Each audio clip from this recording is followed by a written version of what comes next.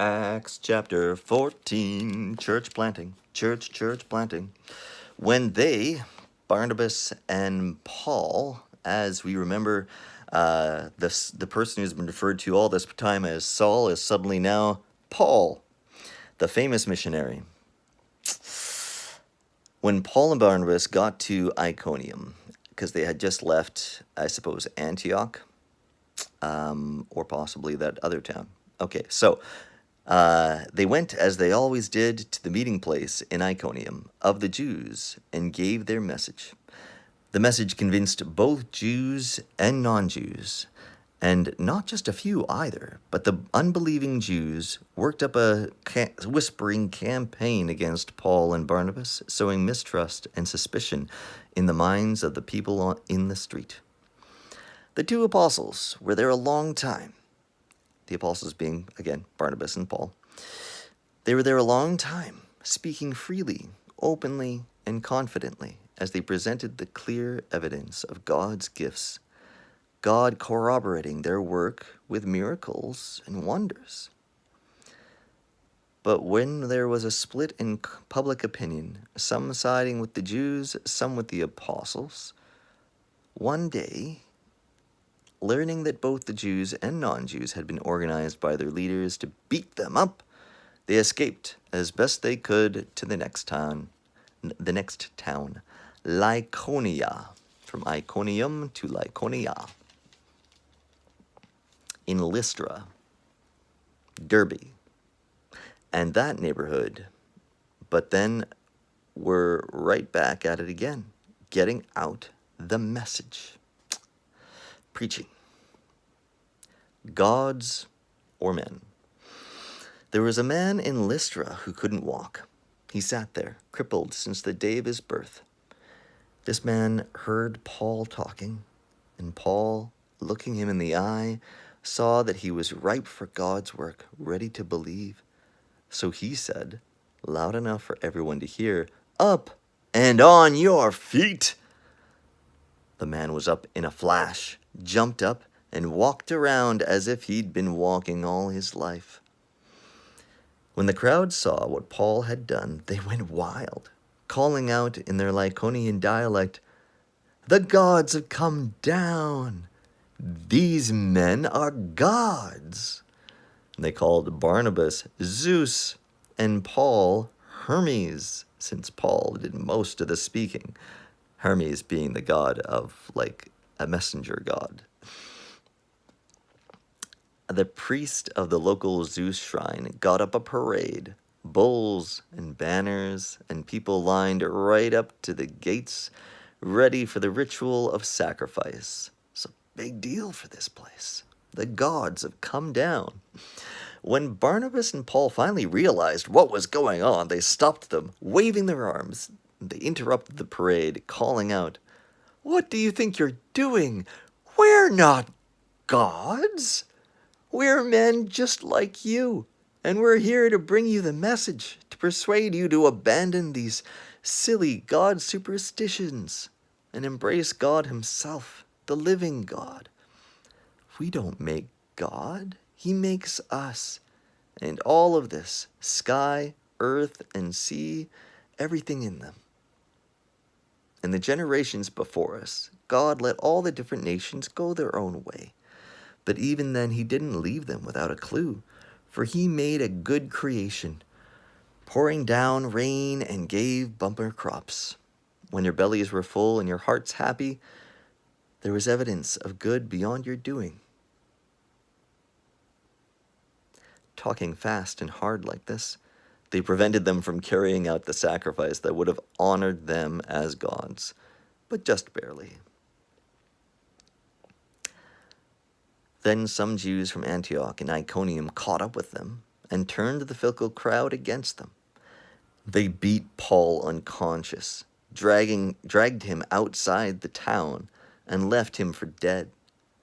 But as the disciples gathered around him, he came to and got up. He went back into the town, and the next day left with Barnabas for Derbe. Plenty of hard times. After proclaiming the message in Derbe and establishing a strong core of disciples, they retraced their steps to Lystra, then Iconium, and then Antioch, putting muscle and sinew in the lives of the disciples, urging them to stick with what they had begun to believe and not quit, making it clear to them that it wouldn't be easy. Anyone signing up for the kingdom of God has to go through plenty of hard times.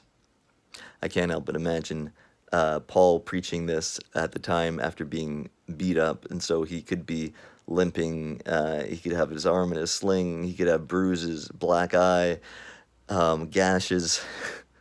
I mean, he was beaten unconscious. Anyone signing up for the kingdom of God has to go through plenty of hard times. Ugh. Ow. Serious business. Paul and Barnabas handpicked leaders in each church. After praying, their prayers intensified by fasting. They presented these new leaders to the Master, to whom they had entrusted their lives. Working their way through Pisidia, they came to Pamphylia and preached in Perga. Finally, they made it to Attalia, not like Italia, like Italian, but Attalia with an A. Made it to Attalia and caught a ship back to Antioch, where it had all started. Launched by God's grace and now safely home by God's grace. A good piece of work. On arrival, they got the church together and reported on their trip, telling in detail how God had used them to throw the door of faith wide open so people of all nations could come streaming in.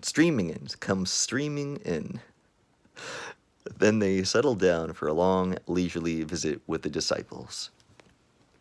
They came streaming in like streams of water, rivers of people. And so, in case it sounds confusing, as we were reading before, the narrative keeps saying that they went from this town and then to Antioch. And I feel like that's being said that way up till this point over and over again, because that was like their destination as the end of the journey. So they went to Iconium and then to Antioch, but Antioch was later. They're going to other towns between Iconium and Antioch. And where else was it? Yeah, so there's Paul's long sermon in the previous chapter. From Paphos, they went to Perga in Pamphylia, and from Perga to Antioch in Pisidia. So I'm pretty sure that big sermon was of the place called Perga, because they hadn't gone to Antioch yet. They hadn't gone back yet until this chapter in 14. Just trying to do a bit of investigative thought here. And my Bible, as lots do, have Paul's missionary journeys mapped out here. Whoop, we should focus on this section here, because Antioch is on the shore there, on the east of the Mediterranean Sea, and this trip is largely going into the northeast section and then back again, because this trip is marked with the does it show? Oh yeah, okay. It shows in the map, so it'd be really hard to read. First missionary journey. It's marked out with the long dashes that have the dots in between the dashes, if you can make that out there in all these squiggly lines right there. If I can even get my camera to focus. But if you look up Paul's missionary journeys, his first missionary journey, I'm sure there are many image results that would show you the same thing. Let's talk about the fact that Paul and Barnabas are being worshipped as Zeus and Hermes. So you got to remember that thinking of the gods Zeus and Hermes as real gods, very common at this time. People, even amidst Greek-speaking folks, would have different levels of belief, but they're obviously holding to the most popular ones in the Greco-Roman era of like Zeus and his cohorts. and making sacrifices, ritual of sacrifice, like this is not one of those wacky schemes like in Pirates of the Caribbean 2 where they're going to sacrifice a person as the god to release them from the human bonds or something. This is almost certainly just going to be the sacrifice of a bull, or the bulls like that are mentioned here in the chapter.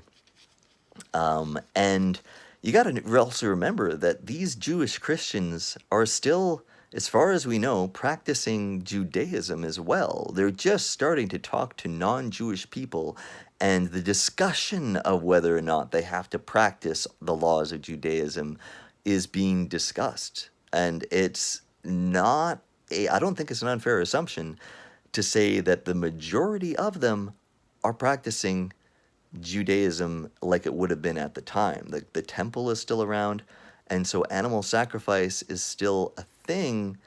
So, like, to see a bunch of people making a sacrifice, it's like theoretically, if they want to sacrifice that to the God of Israel, that's what they're doing anyway.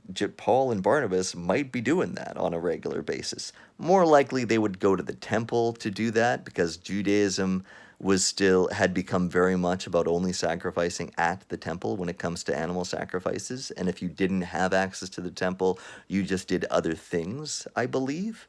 So I'm just trying to just trying to point out that the sacrifice these people were trying to make was not so crazy as it would appear to us in our day if we had just gone to some foreign land, foreign town, and saw people wanting to do this. It's interesting that people from another town followed Paul and Barnabas to the next town, and Jews from Antioch and Iconium caught up with them and turned the crowd against them. Yeah, that's interesting, because they're presumably thinking of the message here, the Christian message that Paul and Barnabas are preaching, as this corruption, this thing that is tricking people, and they see Paul as the wicked wizard, the Dr. Know-it-all guy who is swaying people to believe things they shouldn't, and so they're trying to stop him. They're trying to, instead of using a supernatural force against him and speaking against him, possibly even cursing them or something. They might be trying to do that as well. They're just resorting to physical violence, or at least they are described as turning the crowd against them. So Paul and Barnabas have just convinced the crowd they're not gods, and then these people that had caught up and were probably part of this crowd already basically just helped to steer the crowd from, oh, these guys are awesome and they're gods, to, oh, these guys are not gods and in fact they're frauds and they're lying to us. So let's just get rid of them. Let's just beat the crap out of them. Yeah. I don't think I've ever taken a beating for God, for Christ, for the Christian movement myself. So I gotta hand it to him. That's as brave as something I haven't had to experience. Sometime later, hopefully, I'll be able to get to chapter 15. We'll see. Bless ya.